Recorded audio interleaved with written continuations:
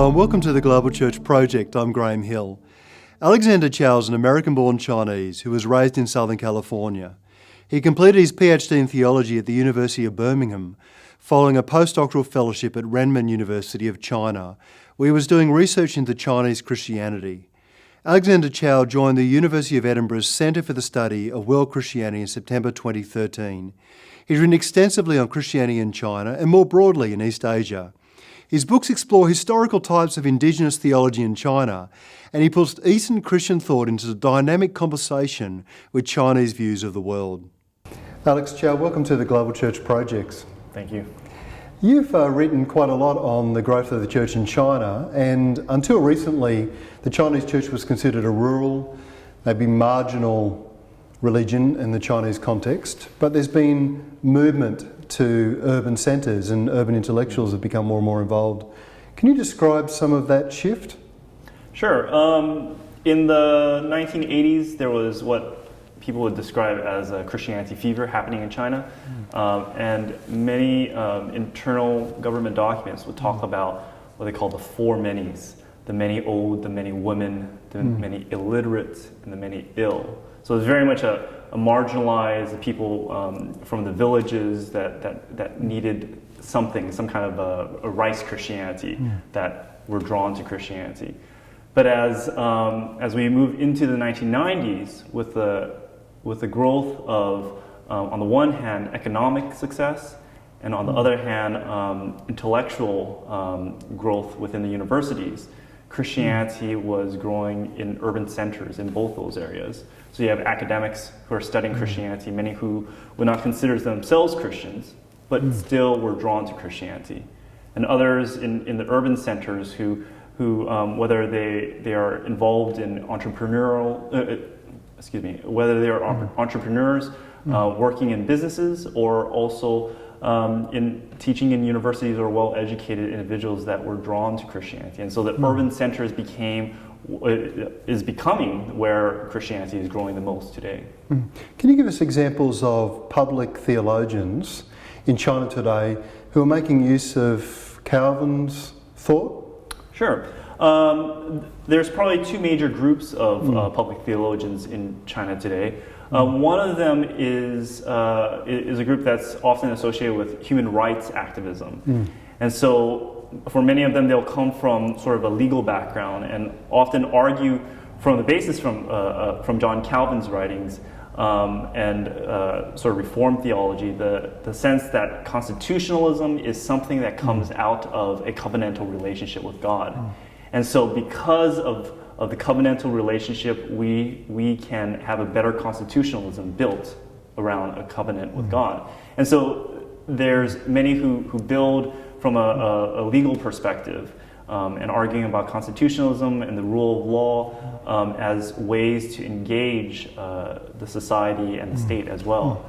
But then there's a second group, and the second group often borrowing from neo-Calvinist thinkers from like Abraham Kuyper and Herman Bavinck, who look at the church and how it engages the society in the cultural mandate. So it's looking at the church as a type of NGO, non-governmental organization, and engaging the civil society and working for those who are hurt in society. So is there a lot of crossover in thought between those two groups, or do they remain quite separate? They tend to have very independent thinking, but there is a lot of cross-pollination. So some of the groups some individuals from each of the groups would publish in articles in magazines published by other churches from another group, and vice versa. There's blogs and Weibo, which is like a Chinese Twitter that is used by both groups very, very frequently. And Pentecostalism has been booming in China too. Have the Pentecostals tended to engage some of the public theology issues, or not so far? So far, Pentecostalism, Pentecostalism itself in China is somewhat complex. And a lot of people would actually resist the term Pentecostal in China. But Pentecostalism has been growing but it has tended to avoid engagement with society and with the state. So as a consequence, it has not really been very strong in the public theological engagement. There are a growing number of Christian intellectuals that are Pentecostals and are therefore also wanting to engage society, but it has not really developed too much in terms of public theology. Can you give us examples of the way in which public theology is engaging law or constitution or other social justice issues today in China? Sure. There's a large number of public theologians who are looking at how human rights issues are violated in China and trying to ask the question, well, what is the ultimate rule? Is it the law that's in charge, or is it the government that's in charge and wielding the law as a tool to persecute? And so there's many of these public theologians are lawyers, and they're trying to use the law to engage the state on its own turf, effectively. So you've given us these laws, we use these laws, and we try to argue the human rights cases based on the laws you have given us that you have been violating. And the government, of course, doesn't quite like that.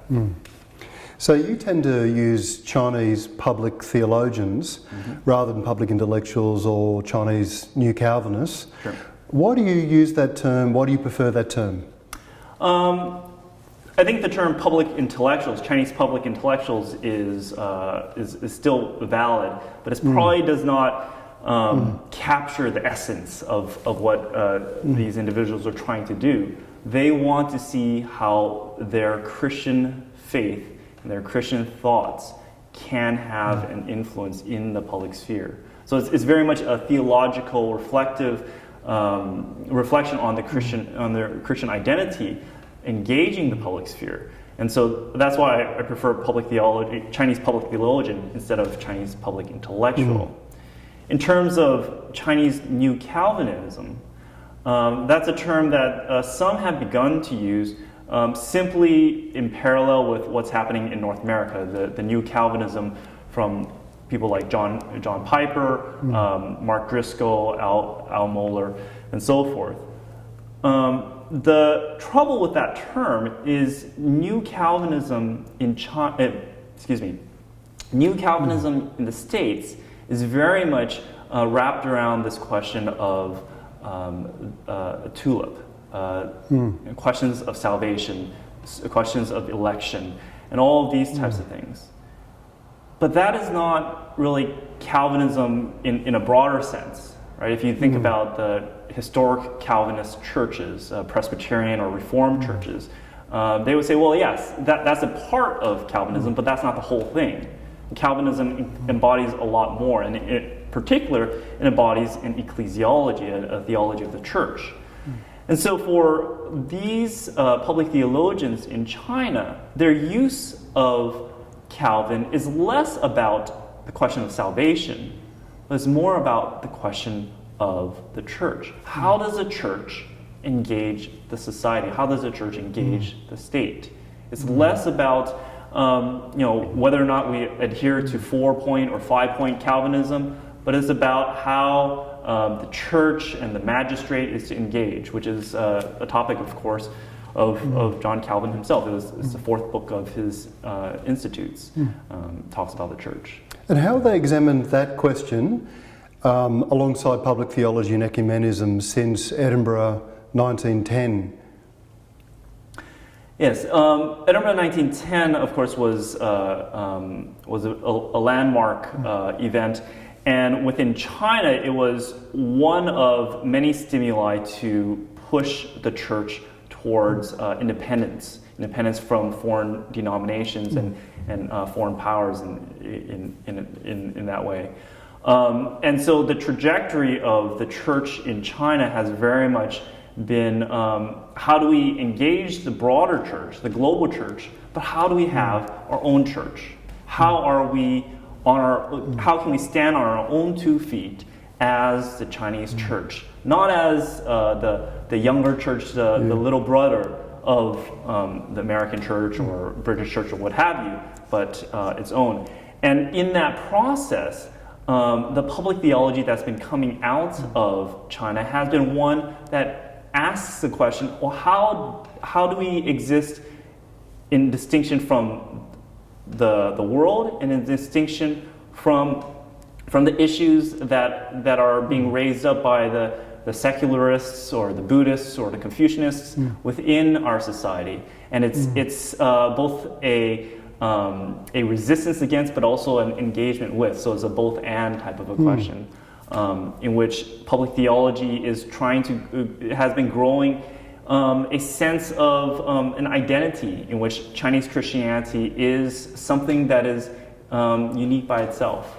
And do you see then an indigenous forms of theology emerging as a consequence of that wrestle in China that are unique to the Chinese context? Yes and no. A lot of Chinese theology has, of course, borrowed from the legacy of the missionaries. But not only the missionaries, but also as many Western or foreign texts have been translated into Chinese or have been accessed by Chinese, it's been adopted. So you have a lot of everybody from Schleiermacher to Calvin to Kuyper being embraced by Chinese thinkers. So on one hand, it doesn't seem unique. But on the other hand, it's a question of how it's being applied, I think. And oftentimes, the ways it's being applied engages questions of the Chinese society that are very different from outside of there. Part of that is the multiple religious environment that China has always been in. And it's engaging the question of theology of religion. So how does Christianity engage other religions? And asking questions around that. But it's also bringing in characteristics from Confucianism, for example, a priority in the family, which translates to a priority in the church, right? So it's very distinct from a more individualistic orientation that we may often characterize as Western Christianity. Alex Chow, thank you for joining us at the Global Church Project. Thank you very much. You've just watched an abridged version of this interview. For the full interview, plus resources for churches and colleges and universities, please visit www.theglobalchurchproject.com. I look forward to your company next time. From me, goodbye.